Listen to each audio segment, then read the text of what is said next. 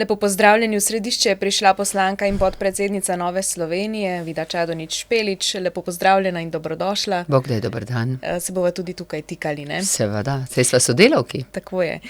No, načniva najprej zgodbo tedna, torej nasilje Romov na gasilski veselici v Ribnici, med napadenimi pa tudi ribniški župan. Kaj bi rekli o tem, sploh če imava pred očmi to, da je tudi nedavno občinski svet občine Ribnica pozval k ukrepom? Najprej je treba tako nasilje in vsa podobna nasilja obsoditi. Ne glede na to, da je šlo tukaj za župana, je treba vedeti, da so tudi ostali prebivalci, tako občine Ribnica kot tudi jugovzhodne Slovenije, vsak dan na nek način izpostavljeni temu nasilju in samo vprašanje je, kdaj bo še bolj eskaliralo. Mi smo kot Nova Slovenija takrat na začetku tedna rekli, da se mora tako predsednik vlade kot minister Poklukar najprej opravičiti gospodu županu in vsem prebivalcem te občine in da mora minister Poklukar odstopiti. Kot veste, smo vložili že drugo interpelacijo proti njemu in tudi ta dogodek kaže, da ne ta vlada, ne minister kot njen najšibkejši člen ne obvladujejo situacije. Zelo žalostno. Ena taka opaska ob vsem tem, ne, bi lahko rekli iz Nove Slovenije. Saj smo vam rekli, saj smo vas opozarjali, ta problematika res, da ni od včeraj, ampak že ves mandat pravzaprav NSi zelo intenzivno opozarja in predvsem predlaga rešitve na tem področju. Nova Slovenija, tako rekoč od prvega dne tega mandata, opozarja na to problematiko, ampak ne samo, da opozarja, prinaša rešitve, kot si rekla, prinesla je paket zakonov, predvsem iz področja sociale, pa na drugem delu tudi iz področja varnosti, pa je podprla 11 županov, med katerimi je bil tudi župan Ribnice, ko so vladi dobesedno prinesli na krožniku rešitve, ki so nastale na terenu med ljudmi. Vlada je gladko zavrnila, obljubila svojih rešitve, ki jih do sedaj še ni. Potem smo pač Nova Slovenija še enkrat, pa potem še enkrat, torej četrtič, vložili paket zakonov, in 2 od teh sta bila sprejeta.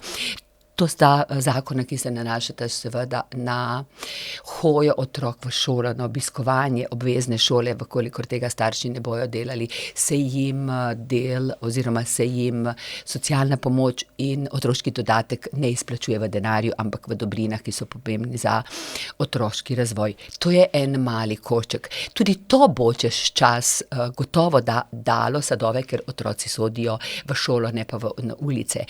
Vendar tisto področje, ki se mu pa reče varnost, je postalo popolnoma nerešeno oziroma tukaj vidimo, da se situacija še poslabšuje. In jaz sem recimo 1. oktobra, mislim, da je bilo to lansko leto, predsedniku vlade zastavila poslansko vprašanje in ga opozorila, kaj se v jugovzhodnem delu države dogaja in tudi kaj se bo lahko zgodilo. In točno to se je zgodilo. Ampak veste, kakšen je bil njegov odgovor? On je povedal, da je skrajni čas, da smo prebivalci nestrpni do Romov, da širimo sovraštvo do Romov, tako nas je obsodil. In s tem pravzaprav posredno podprl Rome, ki pa dejansko so problematični in to si moramo priznati in institucije morajo ukrepati. In to, kar se je zgodilo, je žal samo logična posledica nedela in neukrepanja te vlade.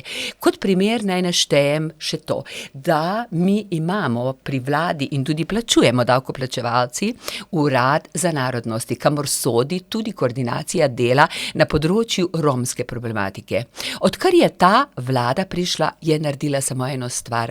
Razrešila je dotedanjega direktorja tega urada, ki je bil res strokoven in je vedel, zakaj je tam, in potem se samo vedeji kopičijo in eden vmes je celo dobil redni mandat, pa je obupal in odstopil in zdaj imajo spet gospo, ki je vede, se veste, da vedeji, to pomeni, ne mislimo resno.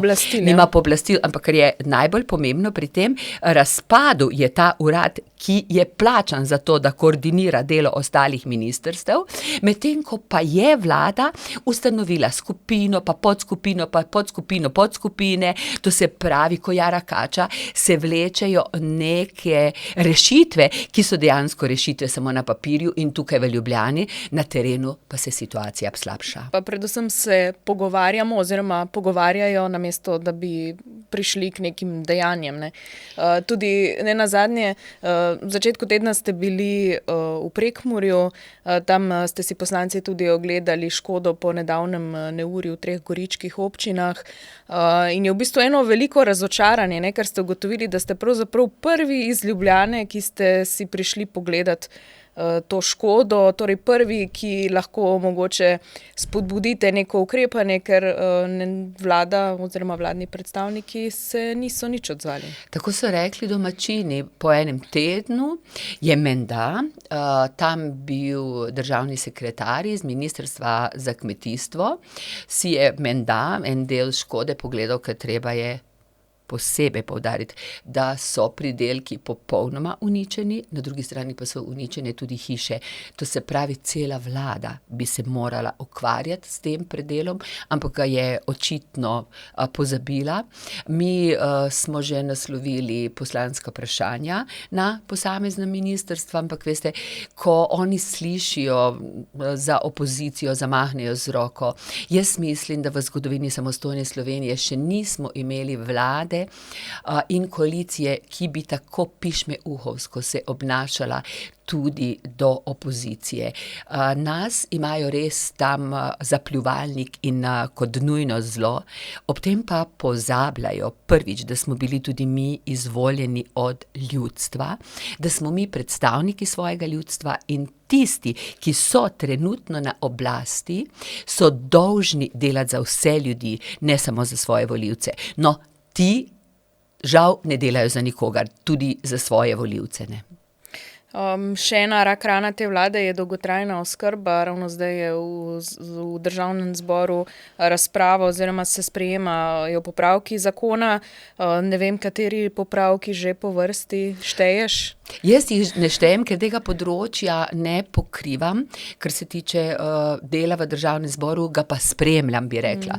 Bolj pa spremljam to področje na terenu in se redno dobivam z direktorji DSO-jev, kjer povejo, da kadra ni, mučijo se z priseljenci, ki jih morajo naučiti najprej jezika in vseh naših navad. Po drugi strani si ne znajo predstavljati, kako bodo ta zakon izvajali. Oni so eni od, bi rekla, osnovnih izvajalcev tega zakona in s kom bojo izvajali. Torej, edino, kar vemo, je, da se zakoni stalno popravljajo, da naj bi začeli nam trgati prispevek za dolgotrajno oskrbo z 1. julijem.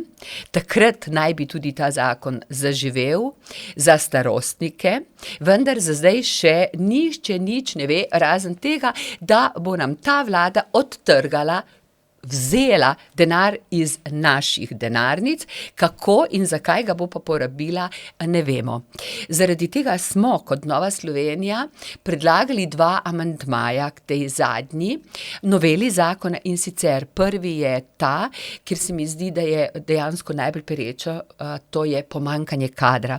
In ljudi je treba plačati. Zato smo že v preteklosti, pa zdaj ponovno predlagali, da se ljudem, ki delajo v oskrbi starejših, dvignejo plače za 20%.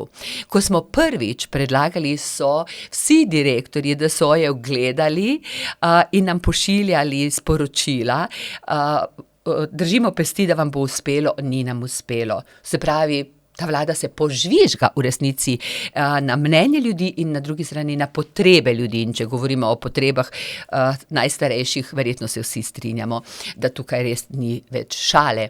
Drugo, kar smo predlagali, pa je, da se ta pobiranje tega prispevka zamakne za 1 leto. Da najprej vsi tisti, ki imajo pravico do te oskrbe, dajo prošnje, da so te prošnje sprocesirane skozi centre za socialno delo, ker mimogrede let tudi manjka ljudi, in potem, ko so prošnje rešene, takrat bo prosilec dejansko dobil to uslugo, in to se bo lahko vleklo par mesecev. In zaradi tega si mi želimo, da bi najprej dejavnost začela delovati in potem bi jo šele plačali. Pa da bi razčistili, kaj pravzaprav dobimo za ta denar in kdaj, a ne?